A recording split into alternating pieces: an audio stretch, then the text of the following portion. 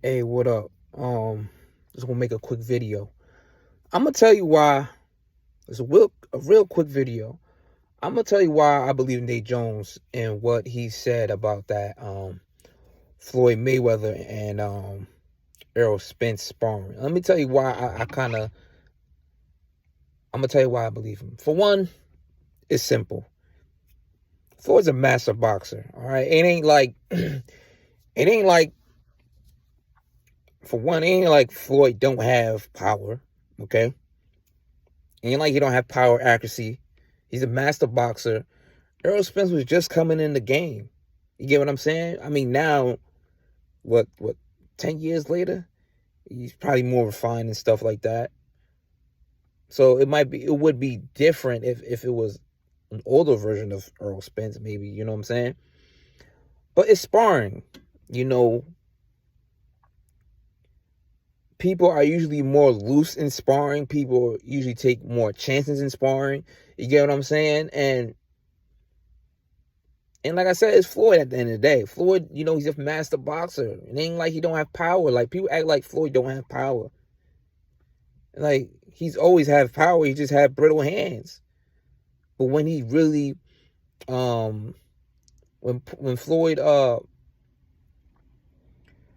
really puts into his punches, he's a good puncher. He has good power.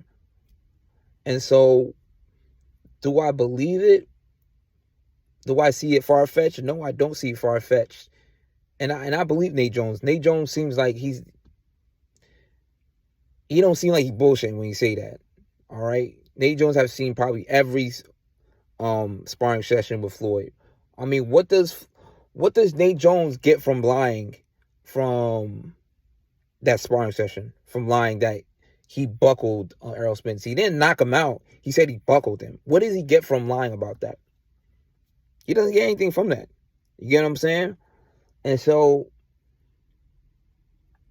I do kind of see the other side of it, of like, why now? Why is he coming out saying it now after all these years? Um, what was said, it was the contrary, that Earl gave Floyd a lot of problems. That Earl gave him a black eye, and so I could understand the contrary if he was saying, I don't see that story being true, because after all these years, we've never heard that story, or the contrary of Earl giving him work. We never heard the other side of Floyd, buckling him. So I could kind of see both sides to it. But at the same time, it's Floyd though. It's Floyd. Come on, man. Like, and I don't know, man.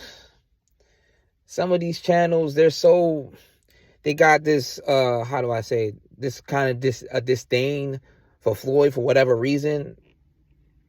I mean, I don't really care about it. I what I've come to realize and what I see, I look at these people as athletes. I don't give a fuck what they do outside of the scorer circle.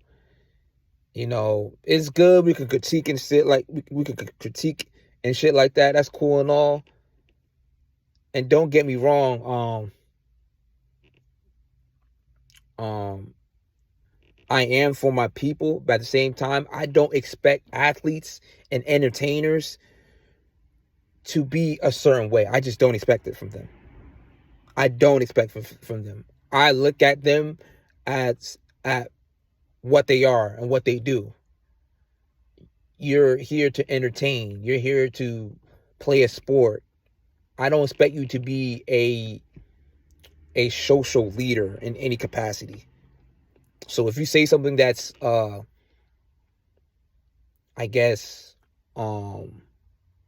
contrary to your own people, it is what it is. I don't give a fuck, because I don't expect these people to be any different. I done seen too many of them be a certain way that I just don't give a fuck. I don't expect anything from that. I look at them for what they are, and that's an entertainer, an athlete, to do a job. And so, and just to kind of bring it back in, some of these people don't like the way Floyd is outside of the square circle. And so that may be a part of their opinion if this happened or not. You get what I'm saying? Like, people may take that into account. Like, I don't like Floyd, so X, Y, and Z. They may not be saying it, but I peep it. Like, my opinion about Floyd does not, my opinion about Floyd outside of the square circle does not come into contrast with what he does or what he possibly can do in sparring or in the ring or any of that kind of stuff. You get what I'm saying? Like, I don't let those two things conflict. You get what I'm saying? And I think I'm just surprised. Like, why do people find that so surprising that he buckled Spence? Like, I don't get it. I don't get it. But like I said, just piggyback what I said, I do kind of get it because it's 10 years later and we haven't heard that side. So I can kind of get it. But it's Nate Jones. Nate Jones seems credible, and he doesn't seem like someone who would lie. You get what I'm saying? And I didn't like oh yeah, and it's also to bring my point home. I didn't like Errol Spence's response to the allegations that Floyd Mayweather rocked him. I didn't like his response. His response was too reserved to me. Like, if somebody didn't rock me, I'm gonna let it be known. Like, I'm gonna make it more like, I don't know. I seen the response on Twitter. It just seemed too lukewarm for me. And that's what prompted me to make this video. Errol Spence's response to him being rocked by Floyd, it was too lukewarm for me. Like, I read into things like that. And if he was more adamant about it, like he didn't get rocked, I don't know, if he would have said different things, then I would, it would be more,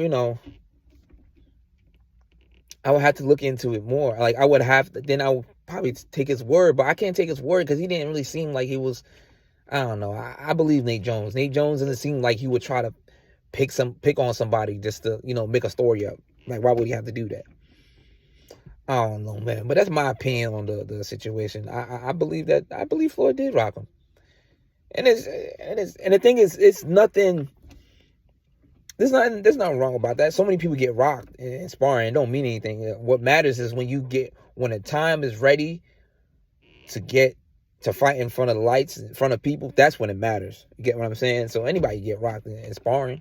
And the thing is, you getting rocked by Floyd, arguably one of the best fighters, boxers out there. You know what I'm saying? So it ain't nothing, to be honest. It ain't really nothing.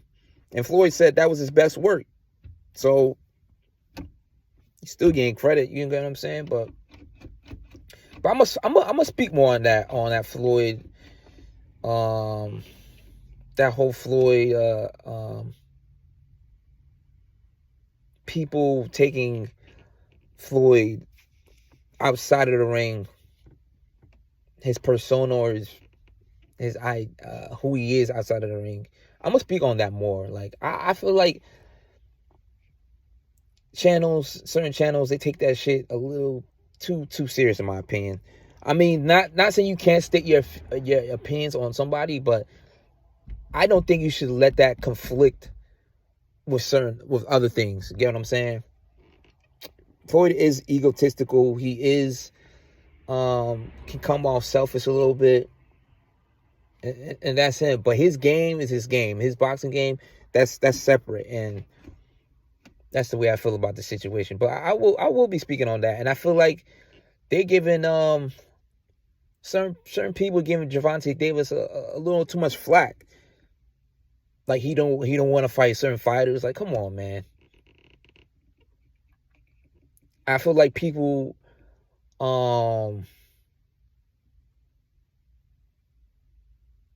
put Javante Tank Davis and Floyd Mayweather. They put them to, I don't want to say together, but they lump them up too much. You know what I'm saying? And especially now, he's not even under Floyd anymore, so he's not under his promotion company anymore.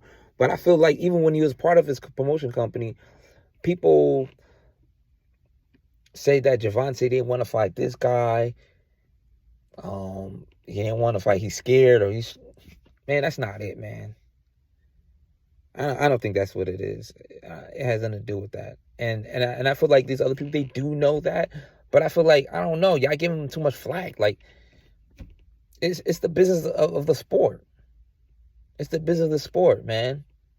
If y'all want to say Mayweather was protecting him, I guess, but those fights are gonna happen, bro. They're gonna happen.